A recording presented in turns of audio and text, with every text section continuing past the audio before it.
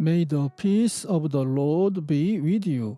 I pray that you will be filled with God's grace and blessings by listening and reading the Bible every day. I am Pastor Jongseon-choi.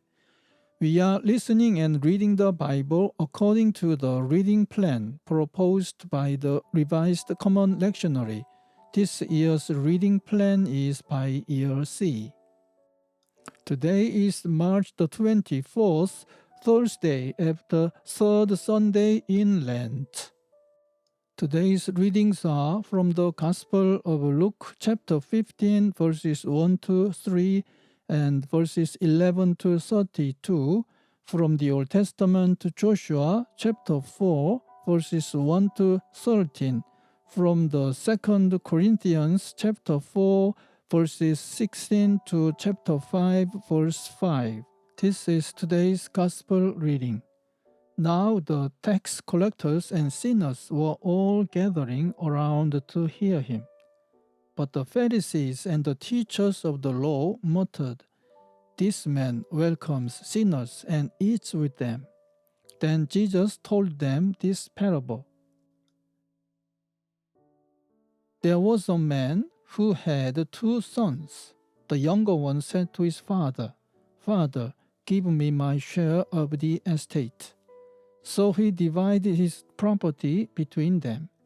Not long after that, the younger son got together all he had, set off for a distant country, and there squandered his wealth in wild living. After he had spent everything, there was a severe famine in that whole country, and he began to be in need. So he went and hired himself out to a citizen of that country, who sent him to his fields to feed pigs. He longed to fill his stomach with the pods that the pigs were eating, but no one gave him anything.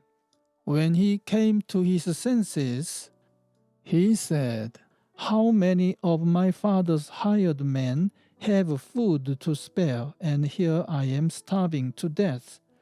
I will set out and go back to my father and say to him, 'Father, I have sinned against heaven and against you. I am no longer worthy to be called your son. Make me like one of your hired men.' So he got up and went to his father.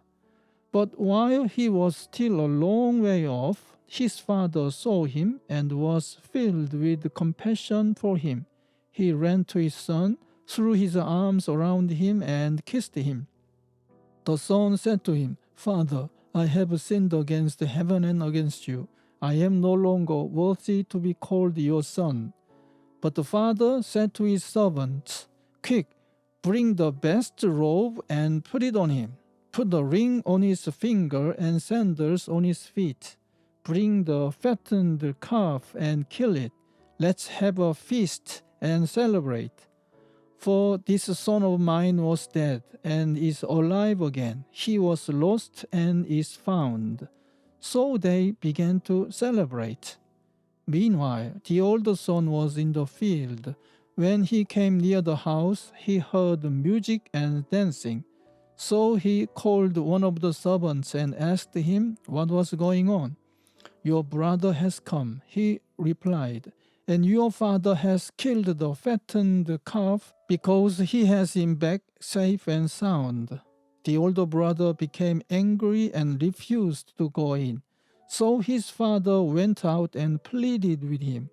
But he answered his father, 'Look, all these years I've been slaving for you and never disobeyed your orders. Yet you never gave me even a young goat so I could celebrate with my friends. But when this son of yours, who has squandered your property with prostitutes, comes home, you kill the fattened calf for him.'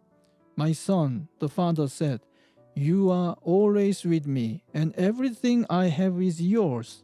But we had to celebrate and be glad, because this brother of yours was dead and is alive again. He was lost and is found.' Amen." This is today's second reading.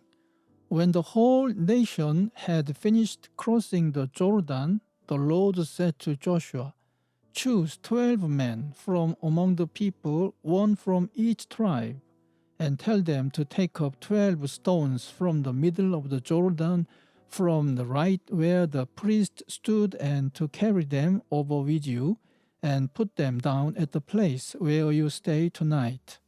So Joshua called together the 12 men he had appointed from the Israelites, one from each tribe, and said to them, "Go over before the ark of the Lord your God into the middle of the Jordan. Each of you is to take up a stone on his shoulder, according to the number of the tribes of the Israelites, to serve as a sign among you.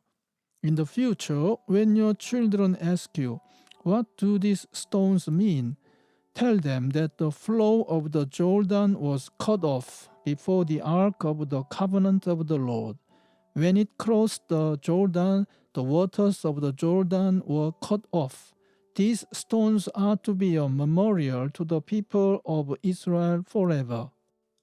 So the Israelites did as Joshua commanded them. They took 12 stones from the middle of the Jordan, according to the number of the tribes of the Israelites, as the Lord had told Joshua, and they carried them over with them to their camp, where they put them down. Joshua set up the 12 stones that had been in the middle of the Jordan at the spots where the priests who carried the Ark of the Covenant had stood, and they are there to this day. Now the priests who carried the ark remained standing in the middle of the Jordan until everything the Lord had commanded Joshua was done by the people, just as Moses had directed Joshua.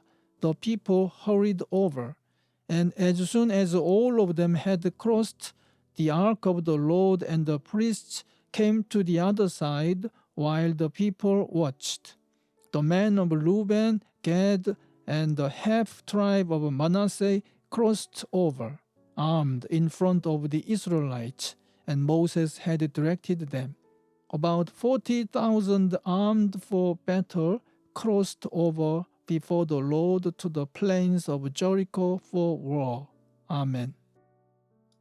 This is today's third reading. Therefore, we do not lose heart. Though outwardly we are wasting away, yet inwardly we are being renewed day by day. For our light and momentary troubles are achieving for us an eternal glory that far outweighs them all. So we fix our eyes not on what is seen, but on what is unseen.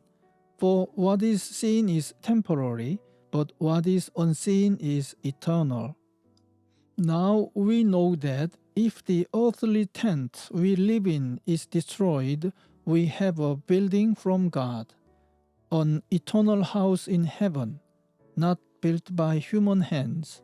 Meanwhile, we groan, longing to be clothed with our heavenly dwelling, because when we are clothed, we will not be found naked. For while we are in this tent, we groan and are burdened, because we do not wish to be unclothed, but to be clothed with our heavenly dwelling, so that what is mortal may be swallowed up by life. Now it is God who has made us for this very purpose, and has given us the Spirit as a deposit, guaranteeing what is to come. Amen. This is the word of God for today. Thanks be to God. May I bless you for today. The Lord bless you and keep you. The Lord make his face shine upon you and be gracious to you. The Lord turn his face towards you and give you peace. Amen.